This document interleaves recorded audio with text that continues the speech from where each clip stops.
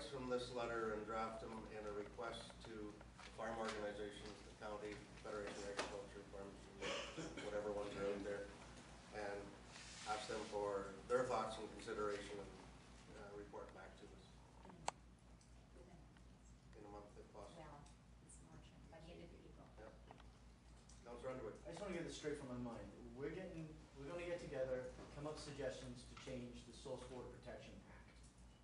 Is that what we're doing here? No. Well, that's exactly what we're doing here, because the Source Water Protection Act, Section 4, will show exactly when they have the rights and what the rights to get on there, and it's the law. That's the way the right act. Every regulation that we have in this province has to have an enforcement section. It has to be. That's just the form of the way it is. And we can't say, oh, well, stop, or we shall say stop again. It's in there, right? And I have a hard time. I just think we're doing an awful lot of activity for, ultimately, shouldn't we be talking to our MPP if you've got a problem with the act? Well, also there's every sector, the agriculture sector, all of the sectors are represented on that Source Water Protection Board, and I'm sure they have the information to look after. I guess like the Clean Drinking Water Act went through a long, extensive public process. So, and we're going to go at it again 2 or 3 years later. To what end? Does it make sense to me when it's all there in the act? Councilor Day. We all know that sometimes minority voices are ignored in the process. And I think it's important for us, at this point where we have opportunity to speak to the issues, to take the opportunity to address specific things that concern us. And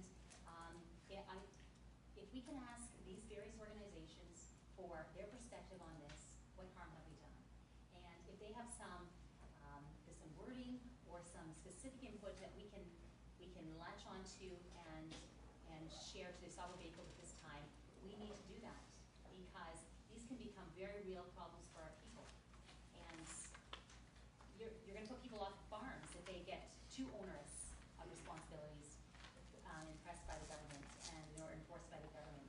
And that affects our schools, that affects our healthcare, that affects our downtowns, that affects everything, and we have to recognize that. Okay. Going to call the question, then we're going to drop the letter to farm organizations. All those in favor of that? Those opposed? Motion's lost.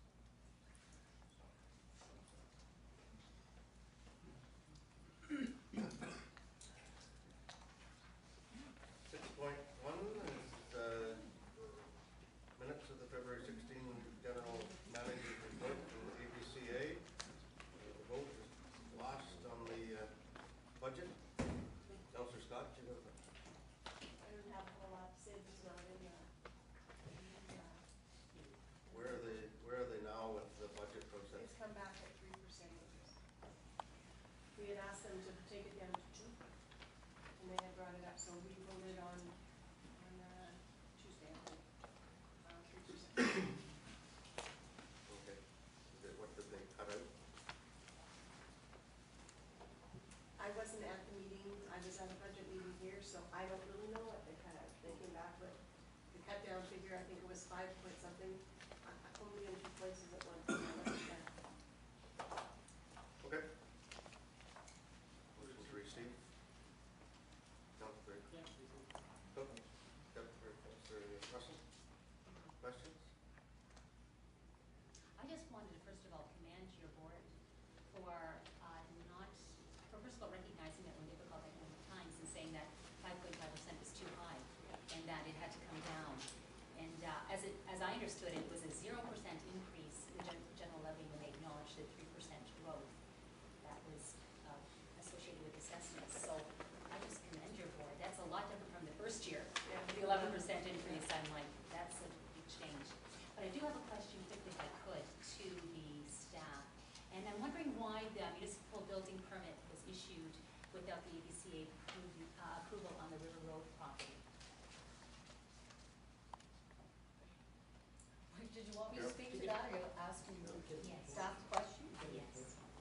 Well, the building inspector gave permission for some alteration to the roof and was to whether he had ABCA approval or not. Do you not have to ask for that in writing? Do you not have to see that? Generally, yes, but because it was such a small renovation, he took his word. From this point forward, are we going to ensure that he gets it right each time? Yes, we are. Now you have to have tougher rules, delay things. So.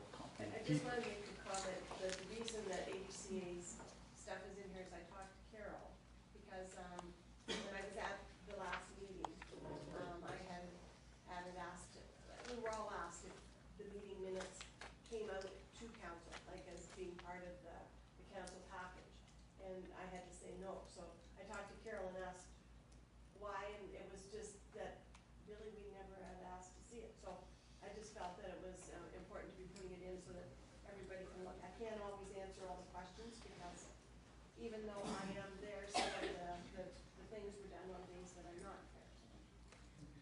It's just what it is.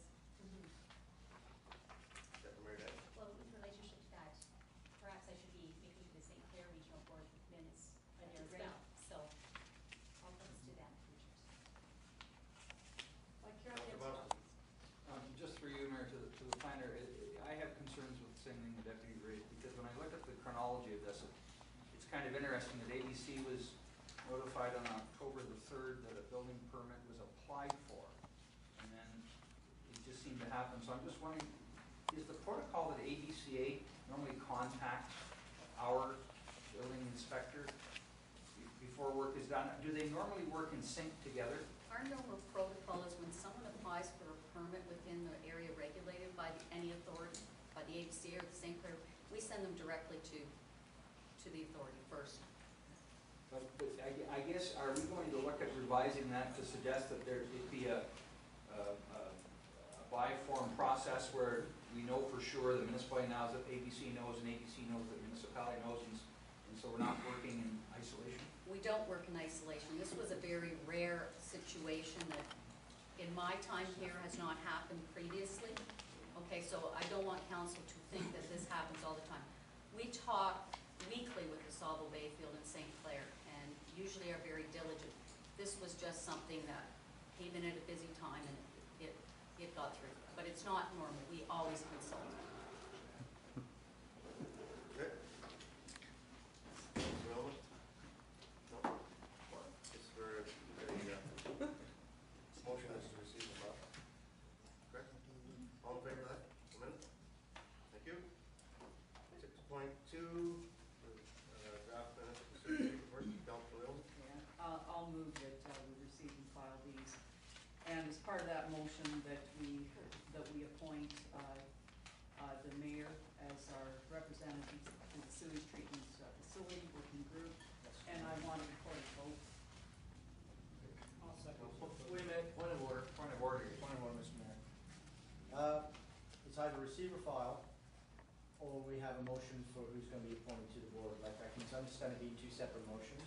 I'd say do the motion first, basically. It's very hard to, right, because this is the Grand End Area Sewage Treatment Board, right? So, I mean, I can understand, I know what you're saying, but I'd say we do it in order versus omnibus. I'll modify that because, of course, we're not going to receive and file. These aren't our minutes. We can receive them.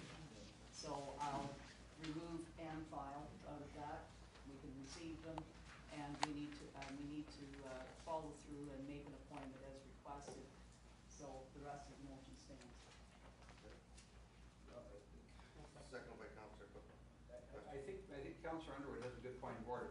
We have a report of draft minutes, and then the working group composition is a separate part of that. So you would look at these minutes and say, okay, receive and file, and then the second part of that, let's talk about who we appoint to the working group.